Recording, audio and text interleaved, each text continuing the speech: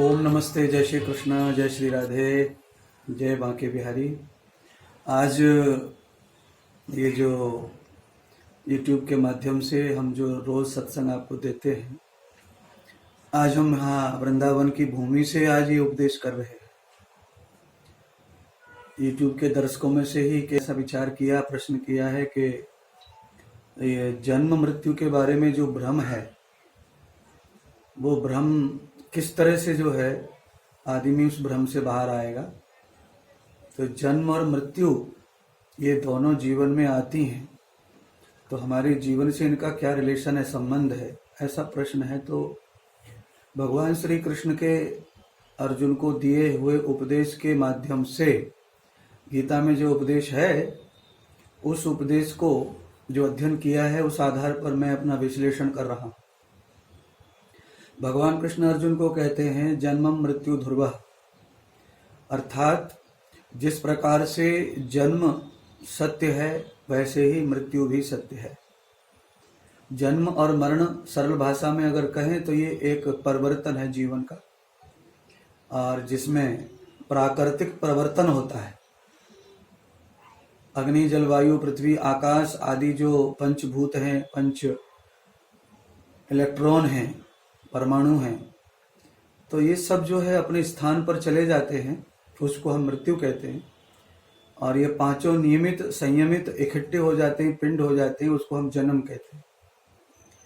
शरीर की जो प्रक्रियाएं हैं, शरीर की जो क्रियाएं हैं, वो आत्मा से संचालित होती हैं। आत्मा निराकार है, वो किसी ने आज तक देखी नहीं है, पर उसका ज्ञान हमारे ऋषियों ने, हमारे वैज्ञानिकों ने खोज निकाला है। तो वह ये सिद्ध करते हैं कि आत्मा और परमात्मा एक स्वरूप जैसे है। परमात्मा महाशक्ति है, आत्मा शक्ति है, और शरीर को महाशक्ति की आवश्यकता नहीं पड़ती है। शरीर केवल शक्ति से ही चलता है। जैसे रेलगाड़ी है, उसमें बहुत ज्यादा ऊर्जा है, उसके एक्सीडेंट लगभग रुकते ही नहीं है अगर होना है तो क्योंकि बाकी इंजनों से ज्यादा पावरफुल इंजन उसका होता है, इसीलिए उसको हम ज्यादा शक्ति में देखते हैं। उससे भी ज्यादा हवाई जहाज है, उसको इतनी स्पीड में चलना है तो उसको डबल इंजन की शक्ति है। पर इतना ये सब होके भी वो महाशक्ति नहीं है, क्योंकि दूसरा ट्रेन या दूसरा हवाई जहाज, उनमें भी उतनी शक्ति है। पर आत्मा से जो बड़े परमात्मा हैं, जिनकी हम आराधना करते हैं उन्हें पाने की, या उनके जैसे आत्मा को शक्ति प्रदान करने की, महाशक्ति में विलुप्त होने की, तो ये आत्मा का जो धर्म है वो अजन्मा है। ना उसका जन्म होता है, ना उसका मरण होता है। शरीर का ही जन्म होता है, शरीर का ही मरण होता है। गीता में बहुत सारा उपदेश भगवान ने इसका दिया हुआ है। भगवान और भी अर्जुन को कहते हैं क्या है मृत्यु, तो भगवान कहते हैं वासांस जीर्णानि यथा विहाय, अर्थात भगवान कह रहे हैं कि शरीर बिल्कुल वस्त्र की तरह होता है। जैसे वासांसी वस्त्र जीर्णानि, बूढ़ा हो जाता है, पुराना हो जाता है, जीर्ण हो जाता है, तो हम उसे स्वतः ही उतार देते, रिटायर कर देते हैं। या अचानक नए वस्त्र को धारण करने से उसमें कोई दाग लग जाता है, या वो कहीं से फट जाता है, किसी खीले में फंस के, किसी लौक में फंस के, तो हम नए कपड़े को भी कभी कभी उतार देते हैं, वो हमारे योग्य नहीं बचता। वैसे ही कभी कभी किशोर अवस्था में, बाल अवस्था में, जवानी में, अर्ध बुढ़ापे में मृत्यु आ जाती है। तो वो ऐसे समझ लो आप जैसे कि कपड़ा अचानक फट गया और हमने छोड़ दिया, तो वो तो हो गई अकाल मृत्यु। और एक होती है वासांसी जीर्णानि, जब शरीर जीर्ण हो जाता है, आंखें कमजोर पड़ जाती हैं, दांत उखड़ने लगते हैं, बाल गल जाते हैं, कान फूटने लगते हैं, हाथ पैर हड्डियां सब कमजोर पड़ने लगती हैं, उसको हम जीर्ण शीर्ण बोलते हैं। जरा व्याधि सर्व दुख। तो जब हमारे शरीर में अचानक बहुत बड़ी व्याधियां आने लगती हैं, तो ये शरीर त्याग्य योग्य हो जाता है। तो उस समय हम इसको स्वयं अपने ही मन अनुसार त्यागने की भावना बनाएं, तो फिर हमें मृत्यु का भय और डर सब समाप्त हो जाता है। क्योंकि एक होता है कपड़ा छिनाना और एक होता है कपड़ा दान करना। तो जब हम मृत्यु को दान कर देते, भगवान को तेरा तुझको अर्पण कर देते, तो हमें मृत्यु का कष्ट नहीं होता है, और उसके प्रति जो भय बनाया है वो भय खत्म हो जाता है। और अगर हम कपड़ा दान नहीं करते हैं और कोई कपड़े को चुरा के ले जाए, तो हमें बड़ा कष्ट होता है, चाहे कपड़ा 250 रुपये का क्यों ना हो। तो ऐसे ही हमारी बिना चॉइस की मृत्यु आती है तो हमको कष्ट होता है, पीड़ा होती है। तो ये मृत्यु और जन्म का भ्रम जो पब्लिक में फैला हुआ है, क्योंकि मृत्यु बिल्कुल वैसे सत्य है जैसे चंद्रमा सत्य है, सूर्य सत्य है, वायु सत्य है, पृथ्वी सत्य है, समुद्र सत्य है। सब कुछ मिटेगा पर ये कुछ नहीं मिटेगा जो मैंने नाम लिया है। ये पंच परमाणु जो हैं ये मिटते नहीं है कभी भी, इसीलिए इसमें ही हमें विलीन होना पड़ता है शरीर से।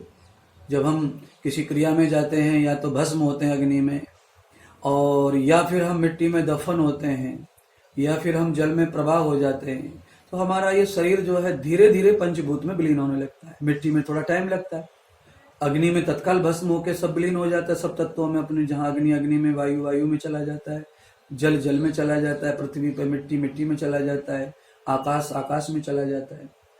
पर दफनाने में थोड़ा सा देर लगती है उसको, तत्व को विलीन होने में। बिल्कुल आप इस तरह समझ लें, आप एक विज्ञान के सभी आजकल जाता हैं, जानने हारे हैं। विज्ञान में जिस तरह से हम लोग अनाज खाते हैं, अनाज से जितनी ऊर्जा होती है वो हमारे शरीर को मिलती है। बाकी जो अनाज वेस्टेज होता है वो सीधा मल के द्वारा धरती पर आ जाता है और फिर से वो ऊर्जा बन जाता है। धरती के संपर्क में आने से धरती को भी मजबूत करता है और वो खुद भी विलीन हो जाता है, नष्ट हो जाता है। तो बिल्कुल वैसे ही शरीर का धर्म है। शरीर भी एक परमाणुओं का मल है। अनेक मलों को इकट्ठा होने से पिंड बनता है और पिंड को ही आकार देकर शरीर का नाम दिया जाता है। इसीलिए शरीर जो है मल से ही पैदा होता है। स्त्री और पुरुष का जो मल होता है, गंदगी होती है, उससे ये तैयार हो जाता है। तो मल से ही इसका जन्म होता है और मल में ही ये विलीन हो जाता है। इसीलिए जन्म और मरण दोनों ही हमारे लिए उत्सव जैसे हैं। इसीलिए समय पर इच्छा अनुसार सबकी चॉइस में जब मृत्यु होती है तो हम उत्सव ही मनाते हैं। शमशान जाते समय सजाते हैं डेड बॉडी को, बैंड बजाते हैं, तालियां बजाते हैं, गाना गाते हैं, भजन कीर्तन करते हैं। और असमय मौत हो जाने से हम रोते बिलखते तड़पते हैं।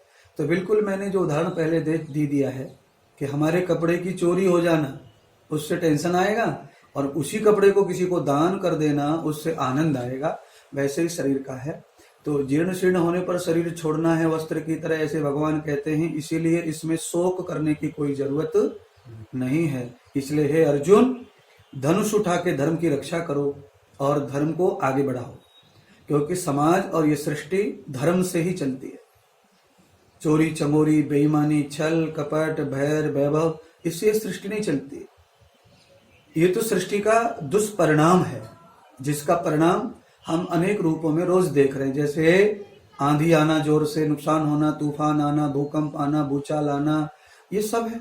और आपस में पारिवारिक सुख संपदाएं नष्ट हो जाना, बच्चे आज्ञा नहीं मानना, माता पिता जीर्ण शीर्ण होना, बीमार होना, लाचार होना, व्यभिचारी होना, ये सब चीज ये परिणाम में आती हैं। गलत काम का गलत नतीजा जैसे लोग कहते हैं, उसी प्रकार से है। इसीलिए जन्म हमारे कर्मों पर आधारित है और मृत्यु भी हमारे कर्मों पर ही आधारित है। तो इसलिए जन्म और मरण का जो भ्रम है, ये मैंने समझाने की कोशिश तो की है गीता का उदाहरण देके। फिर भी आप लोगों का ये भ्रम लगभग नष्ट होगा नहीं, क्योंकि मृत्यु संसार में सबको भयभीत करती है।